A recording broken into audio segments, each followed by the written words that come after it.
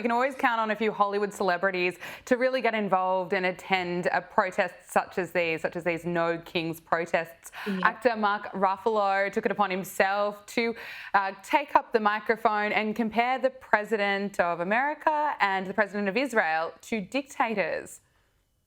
We have a king and his court and his beige henchmen, and they're trampling on our rights and our laws and our freedoms, making themselves richer with taxpayer dollars and making us less safe with their love of other kings and dictators. Trump's a dictator. I think we've heard that one before. They're really out of new material. But you were mentioning the ICE raids and the chaos that came with that. There was so much violence in LA in these anti-ICE raids and ICE riots, I should say. And we've seen the images of the American flag being burned, stores being looted, cars being torched, and that Donald Trump had to take it upon himself to send the National Guard to restore law and order because the Democrats, well, they tried to stop that from happening, but they were also pretending that everything was peaceful and they had things under control. Now, the president has not been put off by the resistance to the ICE raids in LA. He's just announced that ICE must expand efforts to detain and deport illegal immigrants in America's largest cities, including LA, Chicago, and New York, where you are. He wrote on Truth Social, our nation's ICE officers have shown incredible strength, determination and courage as they facilitate a very important mission, the largest mass deportation operation of illegal aliens in history. Every day, the brave men and women of ICE are subjected to violence, harassment and even threats from radical Democrat politicians, but nothing will stop us from executing our mission and fulfilling our mandate to the American people. And he does have a mandate on this, Gabrielle.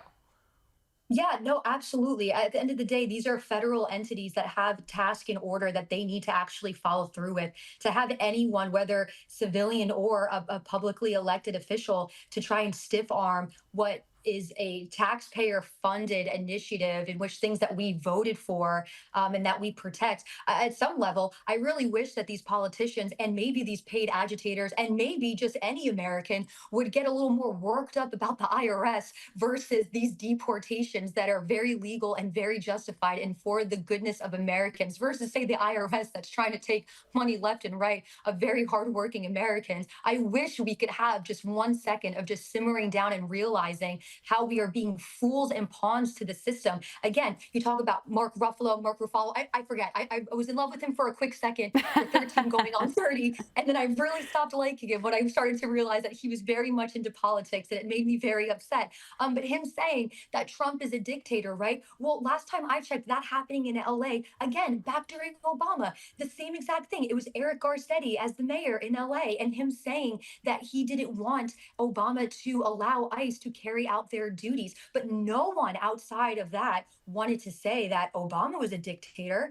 It's picking and choosing. Is just Always. there's no room for it ever. And so I try to be as fair as possible when it comes to any of these issues.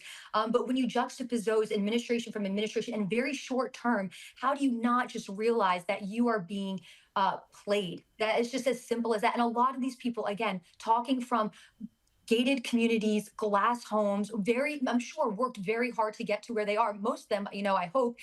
So I'm not negating any riches or fames or accessibilities, but to have them say that we don't have the right to feel as safe as they do because of how much money they have in their pocket is simply wrong. That it's American. It is American for us to feel safe in our communities. We pride ourselves in that. And I don't know where that got lost along the way, but I pray that it comes back. And I'm still hopeful. It seems this is the reason why so many people voted for Donald Trump this second term around.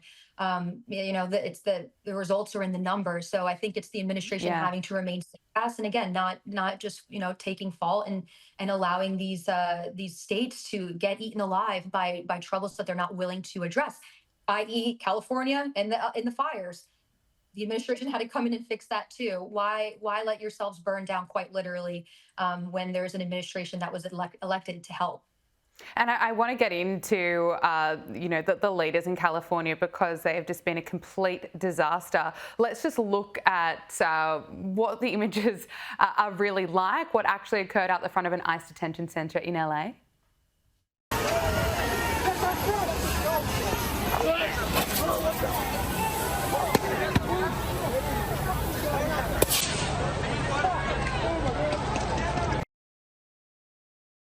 just so chaotic, but LA Mayor Karen Bass, one of the worst mayors that Los Angeles has ever had, says that things were under control and actually blames ICE for the violence.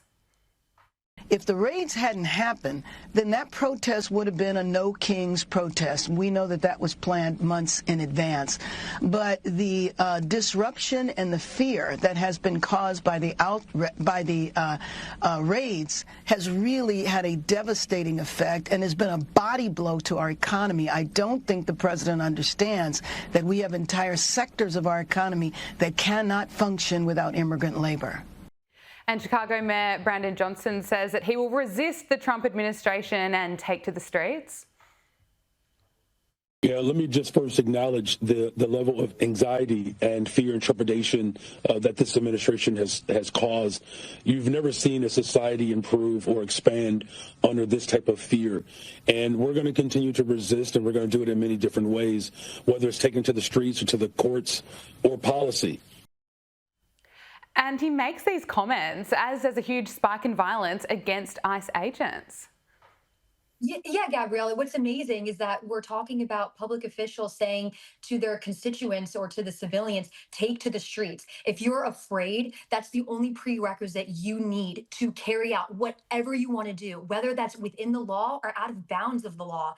And that's where these people are allowing themselves to just die on this hill. And they rather their whole city burn down than just say that they agree with the administration in protecting America, loving America. It's very cut and dry. It's very simple. To see this over and over again, it's no surprise that, say, again, we are still waiting on all these details to come out, so I don't want to get too far ahead. But when you hear about a successful assassinations or assassination attempts, considering what's going on over this past week, or even what happened to President Trump on at least 2 occasions that we know of, any ounce of violence has never been a solution. We haven't seen it one time. If you wanted to even look at, say, a liberal-esque figure in the sense of when you talk about now, a lot of the left will always talk about MLK. His most famous I Have a Dream speech was the moment that he made a mark in actually just speaking at a podium. There was no fists involved, no fighting involved. So you would think for 2 seconds that we would just sit back and look at maybe the examples of our past and not even bother with trying to loot completely. Also, I mean, you know this, Gabriella, but at the end of the day, too, a lot of this looting happening on the street, main downtown and in the cities, LA, New York, Chicago, Philly, whatever you want to name, a lot of those are from immigrants that came to this country and are generational. And a lot of them too, no one ever really talks about this, but our own government in working in the intelligence community will actually help and supply those that are foreign when we're doing operations. And as a thank you, they get amnesty to come to our country. And then we help them stage a business, whether it's a cigar business or going and opening a pharmacy or whatever it may be. Again, a lot of those being located in Washington, D.C., for example. So to be okay with kicking those that quite literally had saved our country in many moments, whether domestic or abroad, is a whole other element that really grinds my gears, and I cannot make any sense of it at all. Gabrielle Cuccia, thank you so much for joining us on Power Hour. It's been so good to speak with you. Thank you. I appreciate it.